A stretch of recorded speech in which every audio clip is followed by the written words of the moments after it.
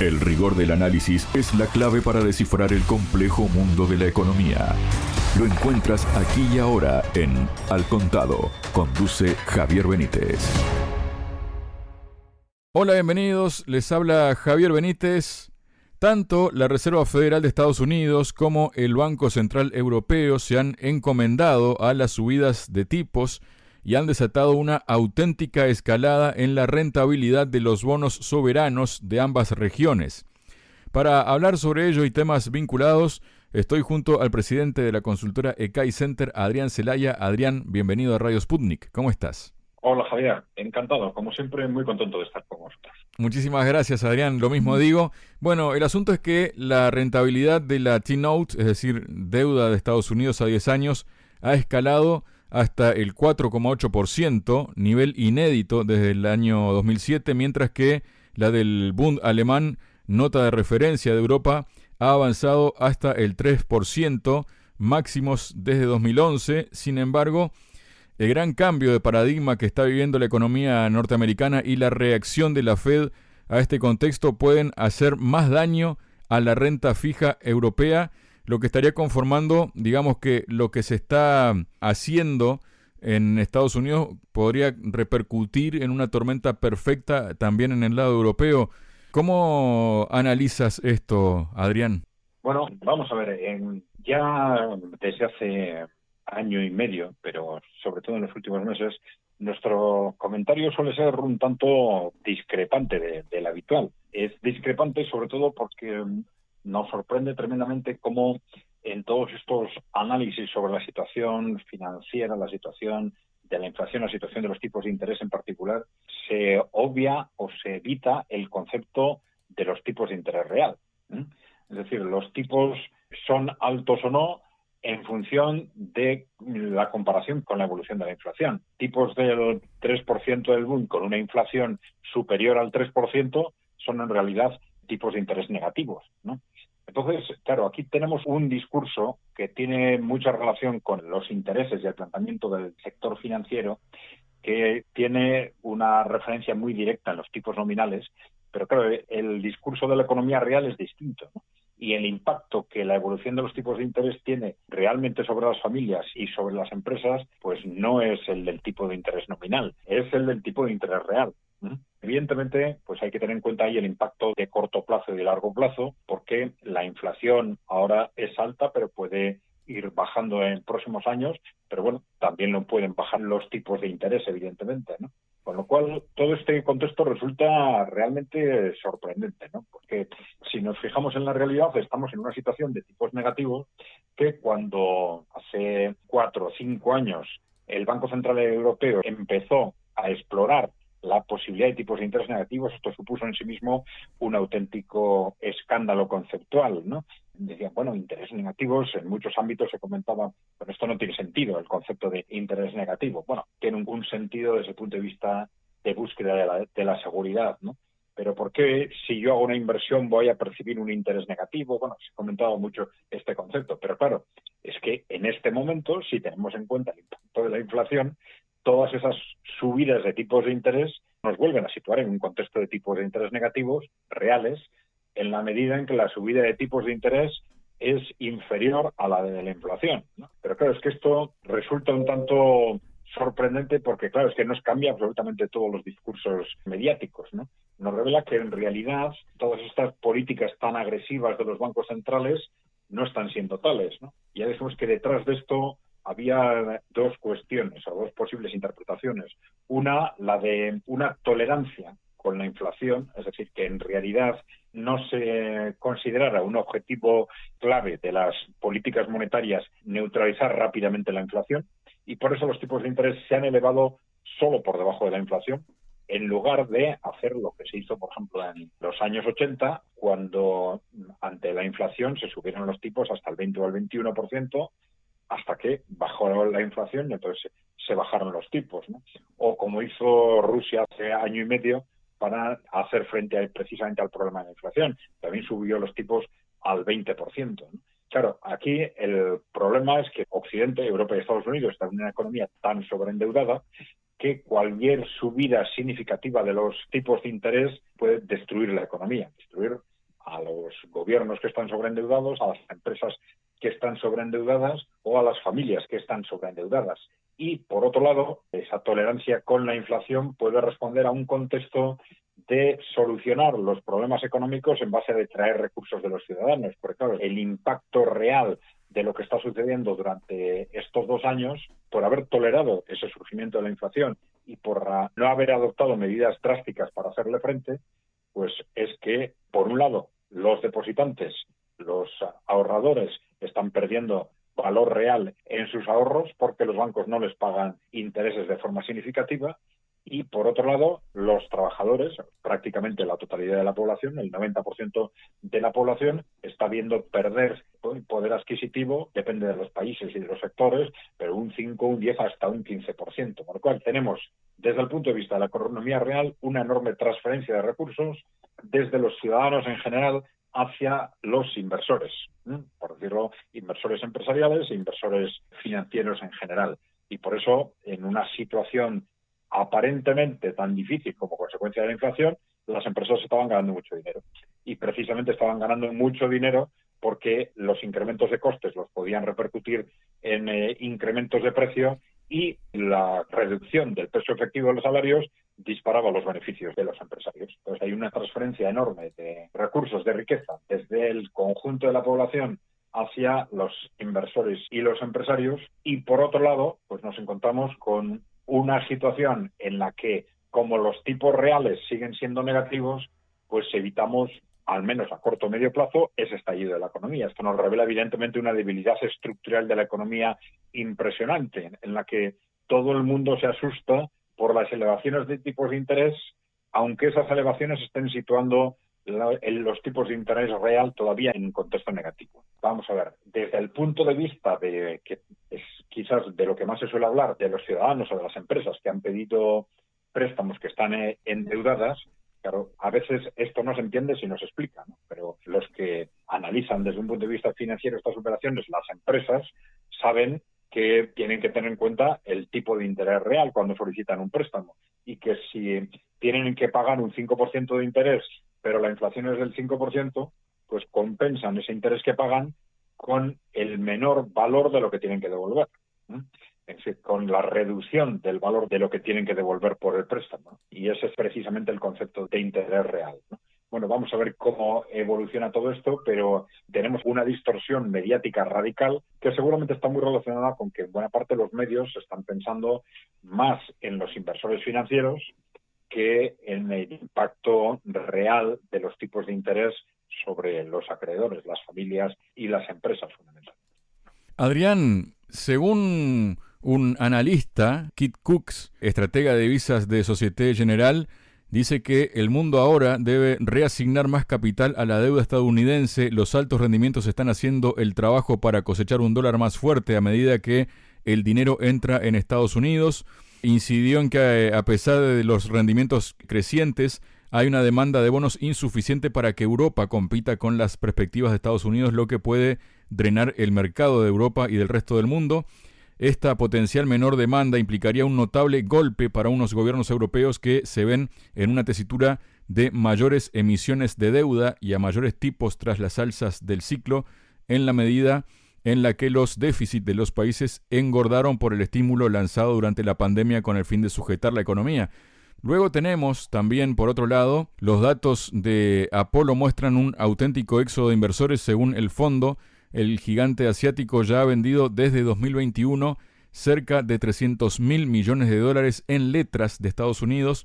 Esta tendencia ha ido creciendo este último año con una retirada de más de $40.000 millones solo desde abril de este año. Según las autoridades chinas, este cambio se debe a la necesidad de proteger su inversión ante pérdidas por el aumento de los tipos de interés, pero este no es el único motivo con el que especulan los analistas. Según el diario Nikkei, un miembro del gobierno chino afirmó que las sanciones a Rusia mostraron los riesgos de una congelación de los activos en dólares ante una situación de tensión geopolítica. En este sentido, China ha pasado de tener el 59% de sus reservas en dólares en 2016 a bajar por debajo del $1 billón en 2022 por primera vez en 12 años. ¿Cómo describes todo este contexto, ¿no?, de Estados Unidos, Europa, bonos y China con su estrategia de acuerdo, digamos, a cuestiones geopolíticas? ¿En qué puede derivar todo esto en la economía, no? Sí, bueno, vamos a ver, hay distintos factores y distintas vertientes detrás de esto, ¿no? Bueno, vamos a ver, por un lado tenemos el creciente sobreendeudamiento de Occidente, fundamentalmente, ¿no? Aunque los analistas hablan fundamentalmente y quizás de una forma sobredimensionada del problema de la deuda pública, el problema estructural de Occidente tiene su origen en la deuda privada.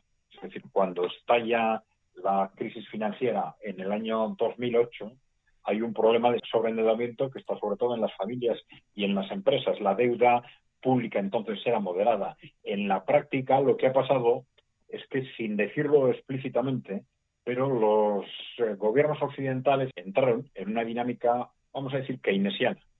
Es decir, que según la cual, pues ante una situación de crisis y de caída del endeudamiento privado, eso había que compensarlo de alguna forma, y la deuda pública, el endeudamiento público ha sido a partir de entonces la forma de compensar esa caída o ese aletargamiento de la deuda privada, ese aletargamiento de la economía. En realidad, muchas veces los comentaristas relacionan este incremento de la deuda pública con que nuestros políticos son gastadores, no son prudentes, etcétera. Y evidentemente hay casos en los que esto es así, pero cuando vemos que esto ha sucedido de forma sistemática, con distintos grados, pero en el conjunto de Europa y de Estados Unidos y en todos los países, pues esto realmente responde a una dinámica distinta, que muy probablemente es la que hemos comentado ahora. Es decir, ante una economía débil y a una deuda privada que estaba sobredimensionada y que empieza a caer, pues es necesario sustituirlo para evitar un estallido total de la economía con deuda pública, ¿no? Y esto es lo que, siguiendo un poco teorías que podríamos llamar de alguna forma keynesianas, pues se ha hecho en el conjunto de Occidente. Pero, de cualquier forma, esto se vuelve a disparar con la crisis COVID en el año 2020, con ya instrumentos de financiación nada ortodoxos que se sabe que van a provocar inflación. Y esto es un poco el origen del estallido inflacionario de los últimos 2 años, ¿no? Claro, para financiar todos estos incrementos de deuda, la situación es bastante significativamente distinta en Estados Unidos y en Europa. Y la razón es que la capacidad financiera de Estados Unidos es mucho mayor como consecuencia del mecanismo del petrodólar. La hegemonía financiera del dólar en el mundo le facilita financiarse a través de emisión monetaria, sabiendo que esa emisión monetaria la pagamos entre todos. Es decir, aunque en alguna medida pasa también en Europa, pero en un grado muy inferior, de tal forma que el impacto sobre el valor de la moneda que tiene el aumentar las emisiones de euros para financiar a los estados, pues nos afecta fundamentalmente a los europeos, mientras que en Estados Unidos ese coste de depreciación de la moneda afecta a todo el mundo, se distribuye sobre todo el mundo, sobre todo los países y los agentes económicos del mundo que tienen dólares, ¿no? Y esto ha facilitado tremendamente esa financiación y ese sobreendeudamiento de Estados Unidos, ¿no? Que de alguna forma es lo que detectamos también con esa periódica crisis que nos surge en Estados Unidos, porque los gobiernos sobrepasan los límites establecidos de deuda y tienen que acudir a una nueva autorización del Congreso, que finalmente se acaba dando, y en una dinámica que parece nunca tener fin, porque estamos siempre ante una dialéctica de corto o de largo plazo, porque a largo plazo ellos saben que esto es fatal para el dólar, es decir, ese abuso constante de esa capacidad financiera que les da el petrodólar, la hegemonía internacional del dólar, pero a corto plazo no saben cómo salir de esa situación. Y hay una dinámica de sobreendeudamiento constante y lo tienen tan fácil que escapar de ello pues les cuesta muchísimo. Pero claro, ahora estamos ya en una situación geopolíticamente muy distinta, entonces ahora tenemos una doble amenaza sobre esa hegemonía del dólar, que es esa, digamos, posición geopolítica de los países emergentes, con una estrategia progresiva, no inmediata, pero sí progresiva, de hacer frente a esa hegemonía del dólar, y por otro lado esos problemas internos de sobreendeudamiento que también debilitan constantemente la imagen y la capacidad del dólar de mantenerse como moneda hegemónica, ¿no? Bueno, vamos a ver, dentro de ese contexto, evidentemente, se incluye en esta dinámica de desinversión por parte de China, que bueno, responde a una lógica económica y una lógica geopolítica, evidentemente. Tanto China como Estados Unidos han entrado en una dinámica de desconfianza creciente que les lleva a reducir sus dependencias mutuas, ¿no? Entonces, con una razón o con otra, con un pretexto o con otra, los dos están reduciendo esa implicación mutua de forma progresiva y también reduciendo el riesgo del daño económico que les pudiera producir una ruptura geopolítica radical, ¿no? Pero claro, como fundamentalmente Estados Unidos está haciendo una apuesta clara por la ruptura geopolítica y económica con China y además estaba obligando a Europa a dar pasos en esa dirección, pues bueno, es lógico que en ese contexto pues China intente reducir cuanto antes, pero siempre de forma progresiva, para evitar también un estallido que no le interesa, esa dependencia con respecto a las inversiones que tiene en dólares. Adrián, si viajamos un poco en el tiempo, ¿no? El 19 de octubre de 1987, el pánico se adueñó de los mercados después de que S&P 500 se desplomara un 30%. Algunos expertos apuntan a que aquel lunes negro desató unas pérdidas globales de más de 1,7 billones de dólares.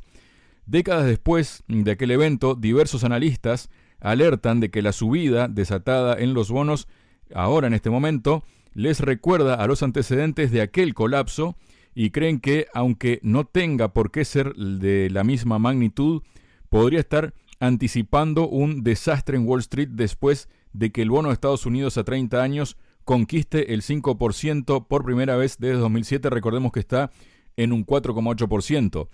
La actual resiliencia del mercado de acciones frente al aumento de los rendimientos de los bonos me recuerda mucho a los acontecimientos de 1987, cuando el optimismo de los inversores en acciones finalmente fue aplastado, fue lo que dijo Albert Edwards, estratega de Société Générale. El experto insiste en que, al igual que ocurrió entonces, cualquier indicio de recesión en los mercados provocaría seguramente un golpe devastador para las acciones. ¿Qué nos puedes comentar de esto, Adrián? Bueno, vamos a ver. Ahí tenemos, por un lado, el posible impacto sobre los mercados financieros de una evolución negativa de la economía real, y es una dirección que es muy clara en Europa y que se está anticipando también en Estados Unidos. Pero hay otro impacto que puede ser más importante, porque claro, ya desde hace 15 años, desde que los bancos centrales optaron por esas posiciones agresivas en la expansión monetaria, se produjo una disociación entre los mercados financieros, el mercado de bolsa fundamentalmente, y la economía real, que ha continuado hasta ahora. Una disociación porque en buena parte los inversores se daban cuenta de que la evolución de los valores en bolsa estaba dependiendo más de las medidas que tomaban los bancos centrales de expansión monetaria, porque esa expansión monetaria, a través de las entidades financieras, acababa recalando en bolsa y dependía de las cotizaciones más de esos movimientos de la Reserva Federal que de los movimientos de la economía real. En principio, el sentido objetivo de la bolsa debería ser evolucionar de acuerdo con las altas y bajas de la economía real, pero ya vemos que esto en los últimos 15 años no está siendo así. Esto fue tremendamente llamativo en el 2020, a cuenta de la pandemia COVID. Tenemos una caída de la economía real que fue hasta del 10 o del 15% en algunos países, mientras la bolsa subía. Algo absolutamente disparatado, pero que tenía una relación muy directa con lo que estaban haciendo entonces los bancos centrales, ¿verdad? Emitir dinero masivamente.